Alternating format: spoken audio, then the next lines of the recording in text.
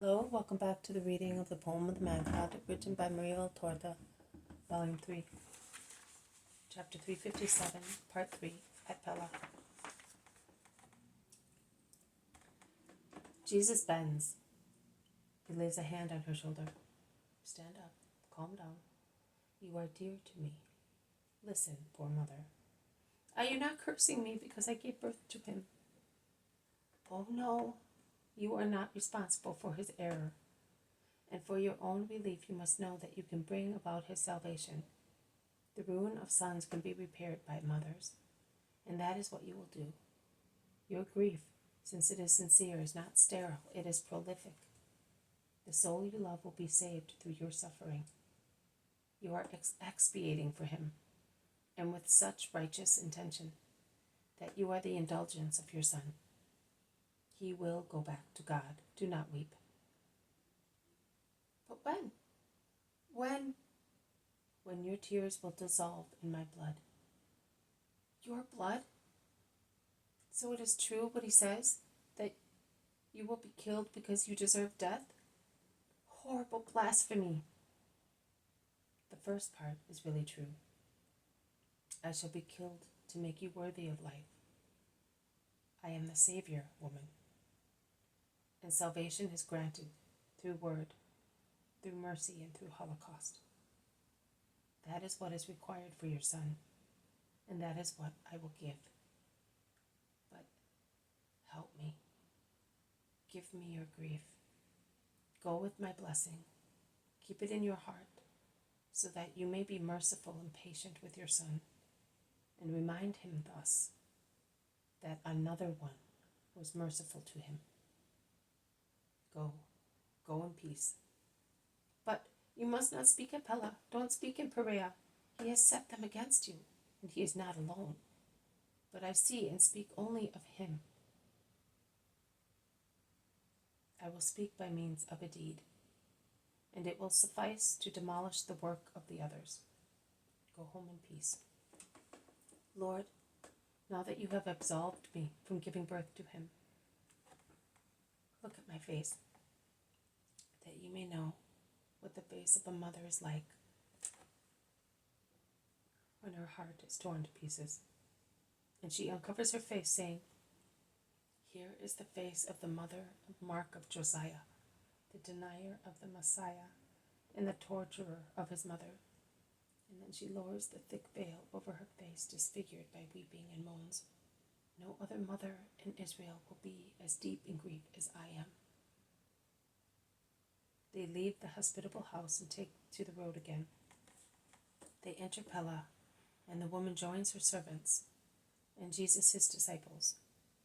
But the woman follows him, as if she were fascinated, while Jesus follows the youth who is going towards his hovel, situated in a basement of a building leaning against the side of the mountain, which is typical of this town, built on mountain terraces, so that the ground on the western side is the first floor of the eastern side.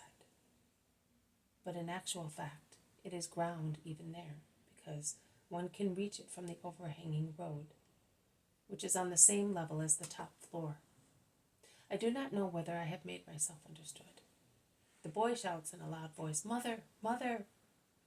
A blind woman who is still young and moves about freely and easily, as she is familiar with the surroundings, comes out of the dark and miserable cave. Are you already back, my son? Have the alms been so bountiful as to allow you to come back while the sun is still high? Mother, I found one who knows Jesus of Nazareth, and who says he will take me to him to be cured. He is very kind. Will you let me go, Mother? Of course, Jaiya. Even if I have to remain alone, you may go, and may you be blessed and look at the Savior also on my behalf. The consent and the faith of the woman are total. Jesus smiles. He says, Woman, do you not doubt me or the Savior? No, I don't. If you know him and are his friend, you must be good too. And with regard to him, go, son, don't wait a moment. Give me a kiss and go with God. They kiss each other, groping, Jesus leaves on the course table a loaf of bread and some coins. Goodbye, woman. You can buy food for yourself with what I left here. Peace be with you. They come out. The group resumes walking while the first drops of rain fall.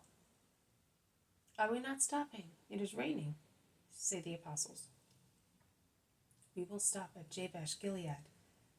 Walk on now. They pull their mantles over their heads, and Jesus covers the head of the boy with his own. The mother of Mark of Josiah follows him with her servants, on her little donkey. She seems to be unable to part from him. They leave Pella. They advance into the green country, which looks sad in the rainy day. After about a kilometer, Jesus stops.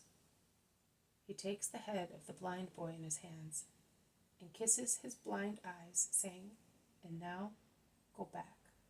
Go and tell your mother that the Lord rewards those who have faith. And tell the people in Pella that I am the Lord." He lets the boy go and moves away quickly. But within less than 3 minutes, the boy shouts, "But I can see! Oh, don't run away. You are Jesus. Let me see.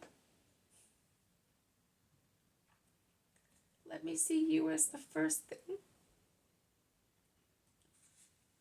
And he falls on his knees on the wet road. The Gerasene woman and her servants on one side, the apostles on the other, run to see the miracle. Jesus also comes back slowly, smiling. He bends to caress the boy. Go to your mother and believe in me always." "Yes, my Lord." "But nothing from my mother? Is she to remain in the dark, although she believes as I do?" Jesus smiles more broadly. He looks around, and on the roadside he sees a bunch of daisies wet with rain. He bends and picks them. He blesses them and hands them to the boy. "Pass them on your mother's eyes, and she will see. I'm not coming back. I must go on. Let those who are good follow me with their souls, and speak of me to those who are doubtful. Speak of me to the people of Pella, whose faith is wavering. Go, God is with you." Then he turns to the woman of Gerasa. "And you follow him."